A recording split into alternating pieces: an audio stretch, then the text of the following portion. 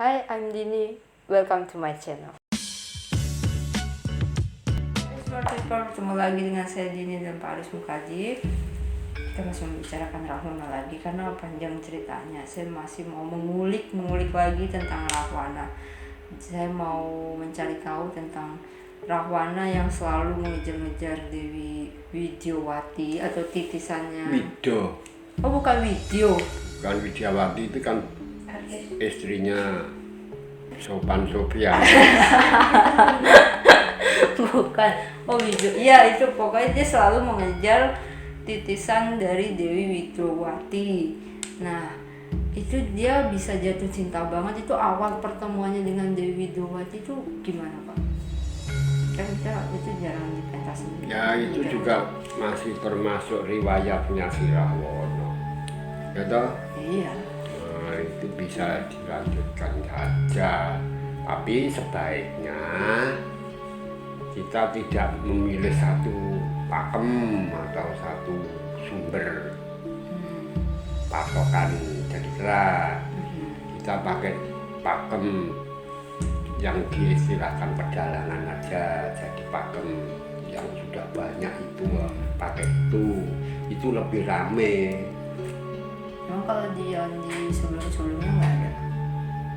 Sebelum-sebelumnya apa? Sebelum pedalangan kayak Pakem Mahabharata dan Pakem Torokondo itu. Ya ada, masing-masing ada, tapi kan kebanyakan yang dibuat pentas wayang wong atau wayang kulit itu sudah memakai pakem yang Indonesia itu, pakem Nusantara yang sudah digabung pakem ini dengan pakem ini. Kan perselisihannya tidak banyak selisihnya. Mesti dicampur jadi apa diolah. Kita lanjut aja ya. Yang kemarin kita ceritakan kan Rahwana sudah berguru dengan Subali. Kemudian Subali sudah pulang ke Sonyopringgo. Tinggal Rahwana di situ yang merasa puas diri gitu kan. Nah, kemudian Rahwana ini karena sudah menambah kesaktian, dia ini seperti memang dasarnya dia itu angkara murka, tidak bisa ada orang lain yang melebihi apa yang dilakukan dia, dan sangat besar sekali rasa iri hatinya. Nah ini terus dia ingin membuktikan bahwa dia itu orang sakti dan mengingat bahwa leluhurnya itu dikalahkan oleh dewa toh. Nah, maka ini sekarang Rahwana ingin mengalahkan dewa gitu saja gampangnya, dan ingin merebut kekuasaan dewa. Saudara-saudaranya dikasih tahu keinginannya dia. Kumbakarna ya tadinya ya nggak begitu cocok lah, tapi ya Rahwana menawarinya itu sambil mendeli gitu ya mesti agak sungkan gitu, mau. Si Sarpakenaka ya mau aja itu, dia itu karena cinta sayang sama saudara aja.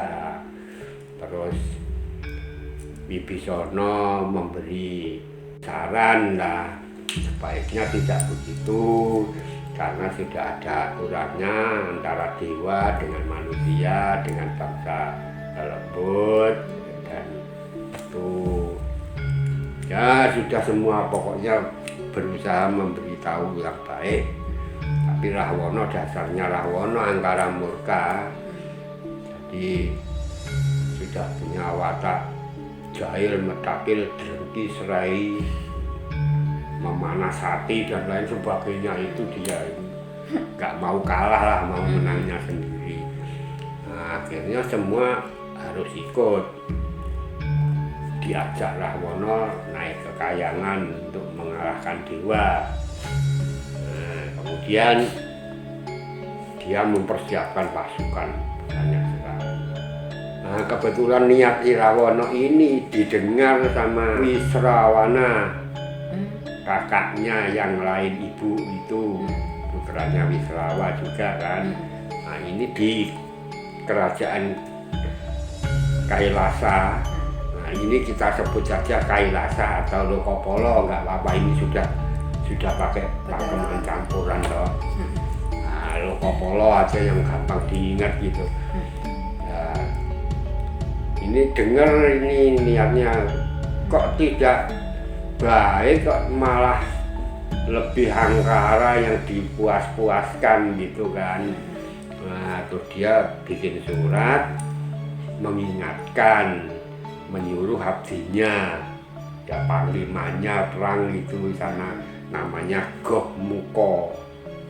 Nah, itu berikan kepada si Rahwono atau si Josomuko biar insaf lah. Biar jangan melanjutkan keangkara murkaannya, jangan mujo angkara gitu loh. Nah, jangan sampai mujo angkara, sampai wani lumawan atau melawan dewa. Dewa itu kan sesembahannya kita itu manusia toh. Manusia dan jin. Goh Muko datang ke Alangko menyampaikan surat dibaca, bukannya reda hati dan angkaranya malah naik. Dianggap ini menghalangi niatku, semua keinginanku kan harus terjadi, harus tercapai kan gitu tadinya mintanya. Nah, ini ada yang menghalangin begini, marah dia. Terus utusannya itu tadi penggal kepalanya Goh Muko, penggal kepalanya mental dibuang ke arah si Wisrawana gitu. Yang sini si Rahwana kemudian ditangguhkan dulu, kita perang sama dewa. Nah, ini karena ada yang menghalangi niatku. Ini dulu ini hanya perintah-perintah saya, tapi nggak mau ngerti kalau saya ini sebenarnya sudah lebih dari dia. Itu kan siapa si Wisrawana, kakaknya ini ibu. Sekarang kita pasukan yang sudah siap ini kita bawa ke Kailasa atau Lokopolo, berangkat. Nah, kepalanya Goh Muko yang dilempar itu tadi jatuh, ditemu sama Pak Patih dari Kailasa. Dia melapor, kepalanya itu masih bisa ngomong, melapor bahwa Rahwono marah dan lain sebagainya. Nah, itu setelah itu terus patihnya itu lapor sama Wisrawana terus mengelus dada, wah kok tidak diterima dengan baik, saran baik, kok malah melampiaskan keangkaraannya itu kan. Nah, makanya ya sudahlah, ya apa boleh buat gitu ya. Negara kita didatangi, siapkan prajurit, kita temui dia. Nah, bener, prajurit Rahwono datang ke Kailasa bertempur dengan pasukannya Kailasa. Bertempur rame gitu sampai dengan pasukan Kailasa kalah, mundur. Kemudian Wisrawana keluar ke tengah gelanggang perang sama Rahwono. Wah, hebat itu. Si Wisrawana kan juga sudah punya kesaktian sejajar dewa, dan dia juga sudah dicalonkan jadi dewa. Nah, jadi kan kesaktiannya gede-gede hampir sama. Nah, sana sudah hampir dewa itu dengan sendirinya susah matinya toh. Nah, Rahwono sendiri sudah punya Pancasona kan juga susah matinya. Dua di perang sampai ya bikin aja perang berhari-hari gitulah. Sampai saking ramenya, sampai akhirnya Wisrawana mengeluarkan senjata pamungkasnya atau Baswara, mau ditamake atau mau dipanahkan ke Rahwono. Datang dewa dihentikan manahnya, sama Bathara Indra datang ke situ, zaman Rodo Rawono dicabut oleh dewa untuk disatukan dengan para dewa, hilang dari pandangan Rahwana. Rahwana ini kehilangan musuhnya, wah dia merasa menang kan, merasa menang. Terus itu si Bathara Indra itu, ya sudah sekarang Rahwana kamu sudah menang, dan sekarang kerajaan Kailasa Lokapala ini boleh kamu miliki seisi-isinya dan segalanya. Indra naik ke angkasa. Di sini Rahwana seneng-seneng ini ya, mungkin ya diadakan pesta lah sampai dengan si Rahwana ini memerintah prajuritnya untuk memiliki harta benda yang ada di situ untuk dibawa pulang. Nah, pada waktu itu Rahwana melihat kereta Puspaka. Punya Wisrawana yang bisa terbang, ditarik kuda 8 itu bisa terbang, bisa masuk ke api, bisa masuk ke daratan, ke air dan sebagainya. Nah ini dimiliki sama si Rahwana gitu. Di tangan, akhirnya prajurit sama saudara-saudaranya disuruh pulang membawa hasil rampasan perang itu. Rahwana sendiri melihat gunung suci Kailasa yang bercahaya, dia penasaran, pengen tahu apa yang ada di sana. Jadi gunung suci Kailasa itu kan ditempati oleh para pendeta yang sudah suci, ditempati para dewa kadang. Nah, itu jadi pesanggerahannya Dewa Guru, pesanggerahan, jadi tempat istirahat lakwilanya gitu. Nah gitu. Nah, ini Rahwana pengen naik ke sana. Berangkat dia seorang diri, soalnya yang lainnya suruh pulang ke Alengka, dan sebagian ada yang ditinggal di Lokapala itu untuk mengatur keadaan itu kan. Berangkat Rahwana naik ke atas gunung suci Kailasa. Sampai di dekat puncak gunung situ dia ketemu dilarang, jangan ke sana, di situ itu tempat larangan. Yang larang adalah Bathara Guru yang saat ini sedang ada di sini, tidak mau terganggu. Itu kamu jangan ke situ. Nah, Rahwana diajak ngomong begitu ini ketawa. Soalnya namanya Nandiswara itu sebenarnya dewa kan, dewa Nandiswara itu yang menjaga keselamatan. Ya itu kalau malam pakai baterai terus sini itu loh, kayak di menjaga situ, menjaga Kailasa situ. Nah ini Rahwana ketawa, soalnya si Nandiswara ini wajahnya kerah. Jadi diketawain, ada dewa kok wajahnya kerah begini gitu. Wah marah ini toh. Marah ini, kalau aku marah sampai tidak tertahan, aku merangi kamu, kamu bisa tak bunuh. Tapi kalau aku membunuh kamu, aku kena dosa oleh para dewa. Sebab belum waktunya kamu harus mati sekarang. Maka ingat-ingat saja bahwa kamu sudah mentertawakan wajahku. Ingat nanti kerabatmu dan negaramu semua akan dihancurkan oleh orang-orang yang berwajah seperti saya ini. Tuh, ya disambung-sambung itulah mungkin itu dulunya ya. Tuh, terus dia pergi. Rahwana udah nggak mau denger disumpahi gitu, itu masuk kanan keluar kiri gitu lagi. Terus masih nekat, dia pengen naik kok katanya larangan tempat Bathara Guru.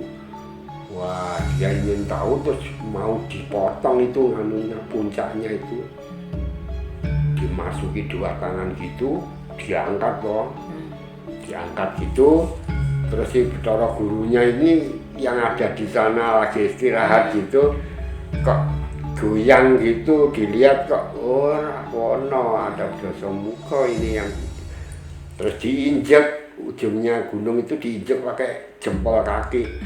Cet gitu, Rahwana kecepin nggak bisa keluar tangannya. Nggak bisa keluar, kesakitan teriak dia, wah gitu. Kerasnya suara itu sampai kedengaran Triloko, 3 dunia, ya toh. Nah, sampai itu membuat terkejut dewa-dewa dan lain sebagainya. Bathara Guru ketawa, Bathara Guru. Berarti ente. Wah, kamu kok suaramu itu wah, sama jadi penyanyi gitu nggak karuan lah gitu. Suaramu kok kerasnya sampai Triloko itu bisa mendengar. Jadi suaramu itu sangat rawa sekali. Maka dari itu pantas kalau kamu disebut Rawana. Ini di sini ini namanya Rawana. Rawana bukan Rahwananya. Kalau Rah itu dari darah. Kalau ini Rawa, dari Rawa ini mbuh itu bahasa sana itu tidak tahu apa bahasa Jawa kuno ya nggak kenal. Pokoknya nggak ada hanya. Ya pokoknya Rawa itu apa kira-kira ya Rowo gitu ya, Rowo itu kan habis dinamakan gitu. Bathara Guru pulang ke Kahyangan, dia masih penasaran toh, sudah dilepas lagi sama Bathara Guru, gunungnya sudah balik lagi, tangannya sudah bisa lepas. Nah, terus dia masih melihat cahaya di gunung itu. Ingin tahu dia berangkat lagi. Masuk di yang suka disebut Gunung Mas itu. Masuk ke situ melihat banyaknya bidadari yang sedang bersenang-senang bersama Dewi Widowati. Nah, Widowati itu kalau di sumber cerita itu anaknya seorang raja. Ada yang mengatakan anaknya seorang pendeta, ya. Nah, di situ pokoknya yang jelas itu kalau pentaskan di wayang itu biasanya lebih luas, lebih punya improvisasi pembicaraan itu kalau sendiri dia. Ya. Nah, dengan para itu Rahwana melihat itu cantik sekali.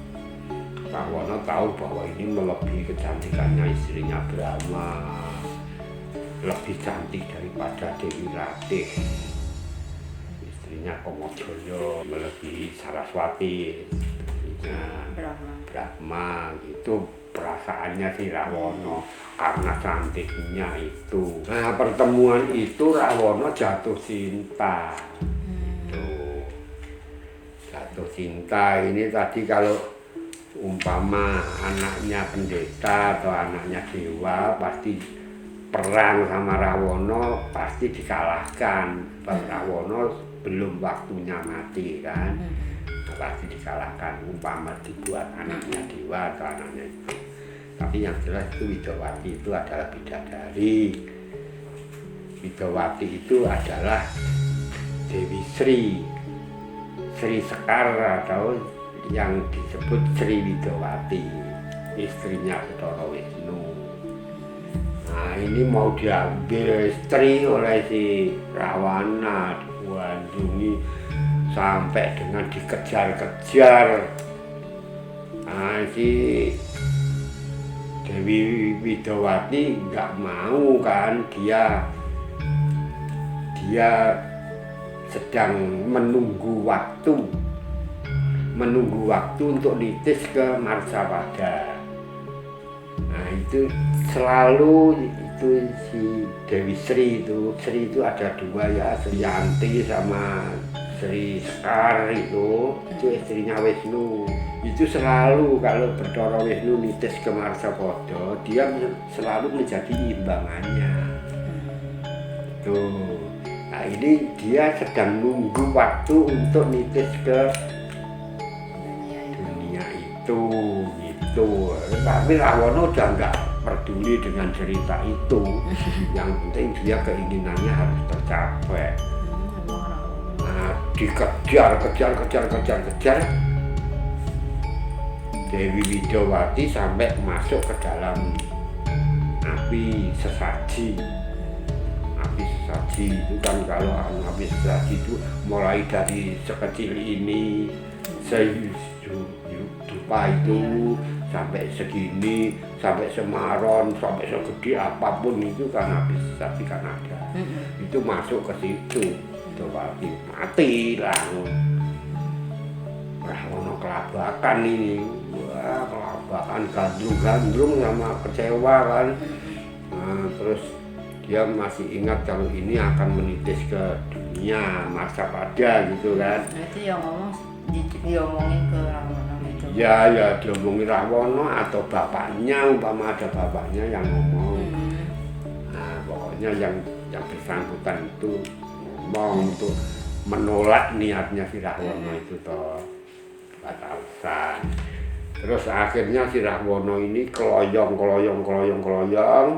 sambil gandrung gitu si Rahwono ya.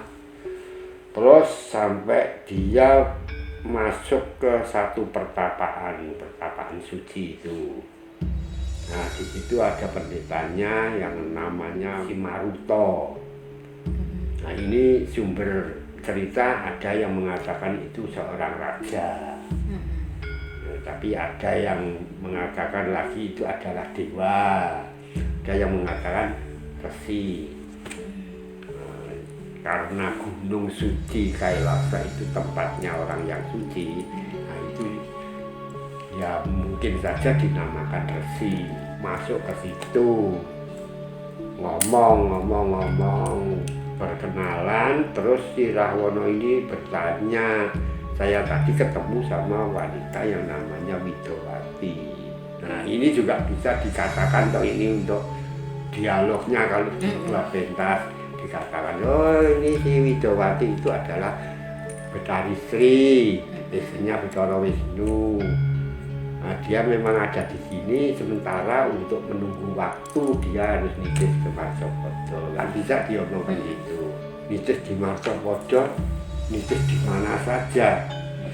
Nah, pokoknya saya harus bisa menemukan itu, harus bisa menemukan Widowati. Itu dikasih tahu toh, dikasih tahu. Ini ada yang kalau untuk Kondo ada yang mengatakan ini marah dulu ini resinya dewanya ini marah dulu mau ngalahkan Rawono terus dengar ada suara dewa, jangan kau bunuh. Nah, itu ya kaya yang satu tadi kan.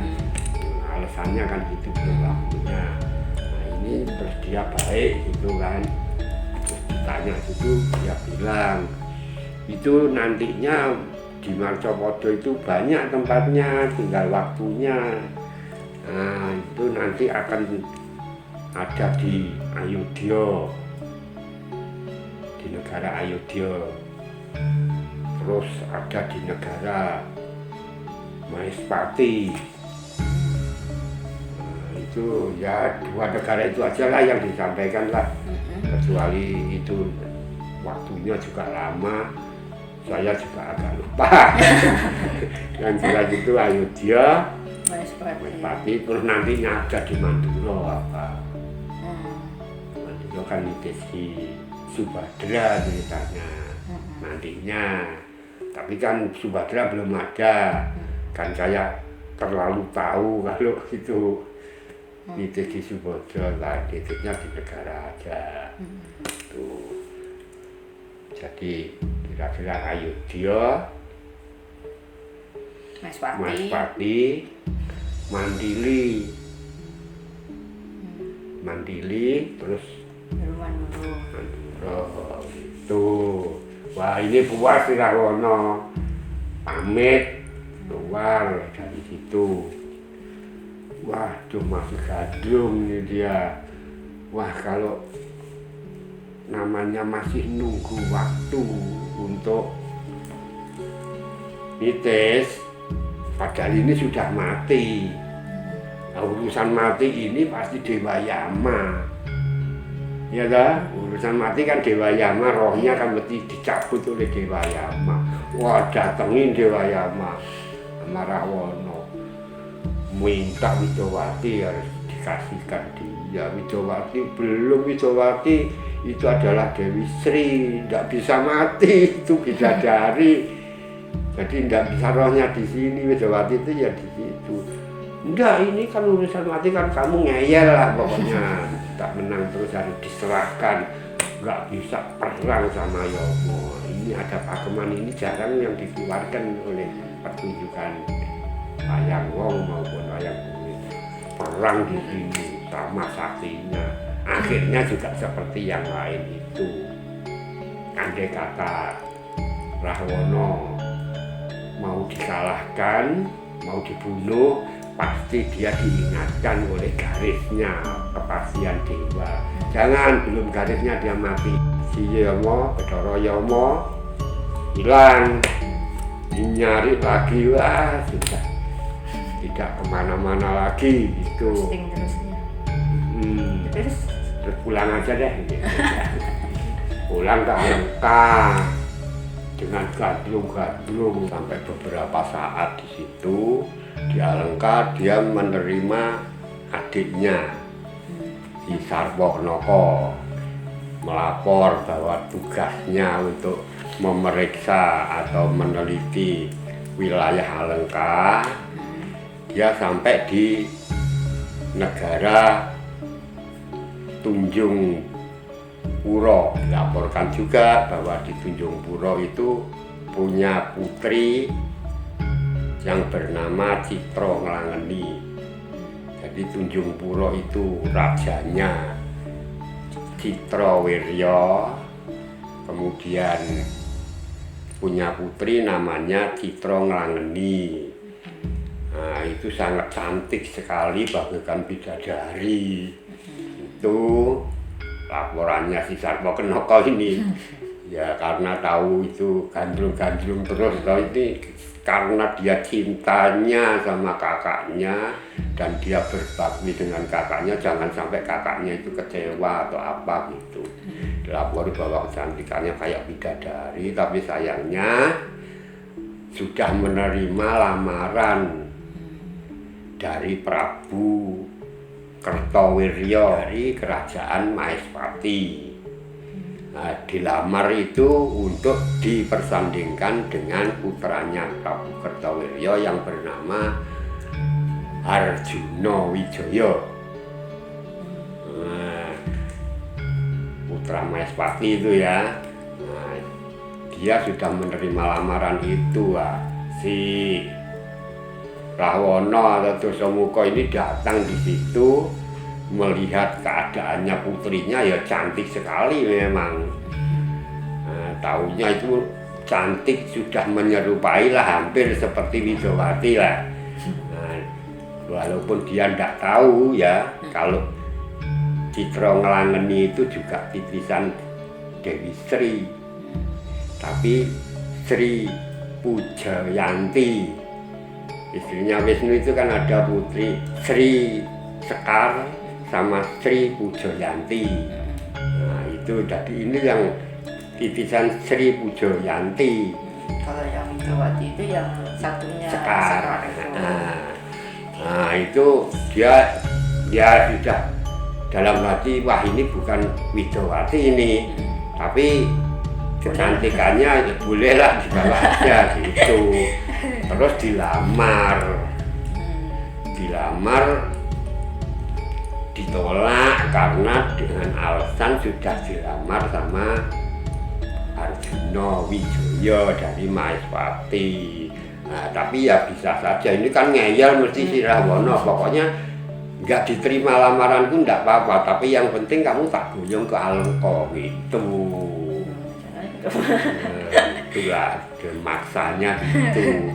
Terus tidak ada jalan lain kecuali si Citra Nglangeni itu bikin permintaan syarat ya, bikin syarat permintaan mau diboyong ke Alengka asalkan Raja Rahwana atau Dasamuka itu mengadakan sesaji yang dilaksanakan oleh 1000 pendeta.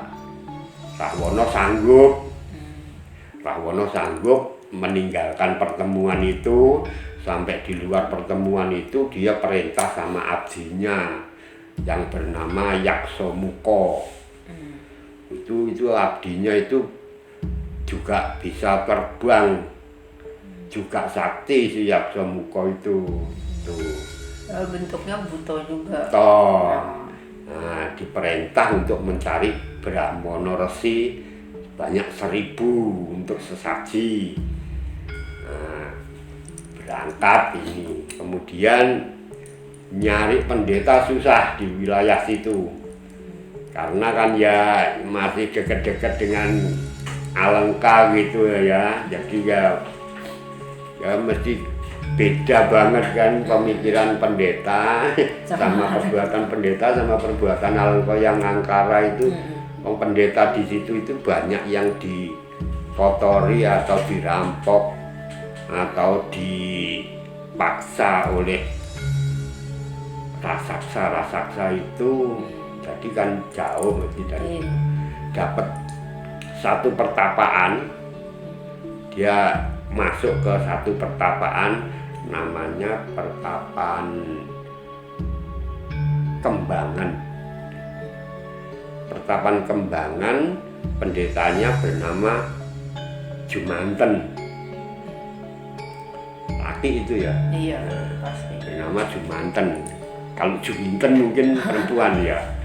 Ini Jumanten. Tuh, pendeta itu punya anak yang bernama Kertonandi. Nah, itu seorang kesatria tampan yang gagah perkasa gitu. Nah, itu di situ Yaksomuka utusan Rahwana ini tadi masuk ke situ menyampaikan niatnya. Pokoknya mau tidak mau sang pendeta harus dibawa ke Alengka untuk kepentingan Rahwana akan memiliki Dewi Citra Nglangeni. Nah, pendetanya ini sudah tahu kalau Citra Nglangeni itu mau dipersandingkan dengan Arjuna Wijaya. Nah, dia nggak mau mengikuti Rahwana, dipaksa. Nah, waktu dipaksa itu anaknya marah, sudah menghalangi sampai terjadi perang di darat, perang di angkasa, perang di darat gitu. Oh, namanya sakti ya, sama ini juga sakti, ini si Nandi. Nah, itu perang waktu di angkasa perang, si Yaksomuka ini terpental, diikuti lagi lah sama si itu. Terus dia jatuh di depan Pangeran Arjuna Wijaya. Jatuh di depan Arjuna Wijaya, pingsan. Nah, Arjuna Wijaya ini kan putranya si Kertawirya dari Maospati. Nah, sedangkan dia baru turun dari Bersamadi dan hendak menuju ke Tunjung Pura karena sudah direncanakan untuk memperistri Citra Nglangeni. Dia lagi berjalan sana, tahu ada raksasa yang jatuh dan pingsan, Yaksomuka itu tadi yang jatuh. Nah, itu terus dirawat lah sama ditolongin sampai dengan bisa sembuh. Nah, ini berkenalan akhirnya si Yaksomuka ini mengabdi kepada Arjuna Wijaya. Nah, mengabdi diizinkan. Ini tak lama datangnya si Kertonandi itu tadi. Nah, sampai di situ terus minta sama si Arjuna Wijaya bahwa raksasa yang di sebelahmu itu adalah musuhku dan itu mau mencelakakan orang tuaku, maka dari itu aku minta biarkan dia bertanding dengan saya sampai terjadi salah satu yang menang, salah satu yang kalah gitu. Si Arjuna Wijaya tidak mengizinkan, janganlah, sudah dihabisi saja kemarahan keduanya, diselesaikan saja, jadi baik-baik aja keduanya. Tidak, masih belum puas ini si Kertonandi kalau belum benar-benar dia mengalahkan atau dia dikalahkan. Nah, sampai perang sama si Arjuna Wijaya mempertahankan itu tadi, perang Kertonandi kalah jauh gitu. Sampai lempe cara Jawanya gitu, sampai megap gitu. Nah, akhirnya diobati juga, sembuh, mengabdi sama Arjuna Wijaya. Jadi dua orang yang berlawanan ini dua-duanya mengabdi Arjuna Wijaya. Nah, terus sama Arjuna Wijaya diajak ke Tunjung Pura untuk rencana memboyong Citra Nglangeni. berangkat sampai di Tunjung Pura. Di situ bertemu sama bapaknya si Arjuna Wijaya, Prabu Kertawirya. Nah, itu di situ, dan kerabatnya sudah di situ, orang sudah melamar, diterima dan sudah menentukan harinya kan. Juga bertemu dengan Raja Tunjung Pura, Prabu Citrawirya. Nah, sama kerabatnya, termasuk sama si Citra Nglangeni. Akhirnya ya setelah bertemu begitu, ya sudah tidak ada masalah lagi, dipersandingkan di situ. Nah, ini dua orang yang mengabdi kepada Arjuna Wijaya ini kan memusuhan terus. Tapi kalau di belakang Arjuna Wijaya dia engkel-engkelan dan berkelahi lagi gitu. Nah, ini pada waktu keramaian itu ya diam dulu lah gitu. Akhirnya setelah ini selesai masalah perkawinannya, diboyong ini Citra Nglangeni, diboyong ke Maespati. Rombongan berangkat pulang ke Maespati. Nah, ini berada di belakang rombongan. Si Yaksomuka ini mau lawan arah gitu, mau lawan arah, Anten ditangkap sama si Kertonandi. Nah, padahal ini mau pulang ke Alengka, dia kan masih mengemban tugas sebenarnya. Nah, mau pulang ke Alengka juga laporan tentang Citra Nglangeni sudah diboyong, mau laporan itu. Tapi dihalangi sama itu, diajar sama Kertonandi, diajar lari dia. Wah, ya sudah, Kertonandi terus mengikuti pengantin itu tadi ke Maespati. Wah, ini yang lari ini terus langsung pulang ke Alengka. Maksudnya mau melapor bahwa Citra Nglangeni sudah diboyong. Keduanya perjalanan dia sampai dihalangi dengan ini, banyak ngomong kan, laporan banyak ngomong, terus langsung dipunggil, dipotong aja ngomongnya itu sama si Rawana. Terus tugasmu gimana gitu, tidak dapat pendaftaran, agak sini, potong lehernya sama si Rawana. Jadi tadi beneran gitu ya, Kertonandi orang usah mulai. Iya, kalau nggak usah pulang ya kan maksudnya ini kan setia sama Alengka gitu, menunjukkan kesetiaannya kepada Rahwana Alengka gitu. Malah nggak tahunya malah dibunuh. Dia yang diserai tugas untuk mencari pendeta syaratnya si Citra Nglangeni ya. Belum dapat apa-apa, malah Citra Nglangeni sudah diboyong ke Maespati. Nah, sudah habis harapan. Tapi untungnya si Rawana masih menyimpan pikiran bahwa itu bukan Widawati. Oh, jadi nggak ngeyel banget. Nah, jadi nggak begitu ya, cuman ini meninggalkan kewajibannya itu, potong aja lehernya. habis motong itu ya dia masih ngangen-ngangen, masih gandrung lagi ya Widiawati. masih menunggu dia, menunggu saat Widiawati itu nitis ke Marcapada ya, nitis ke Marcapada sebab diutarakan atau dijelaskan oleh Resi Maruta ya, bahwa nitisnya itu di beberapa negara atau Ayodhya, Maupati, Magadha gitu kan.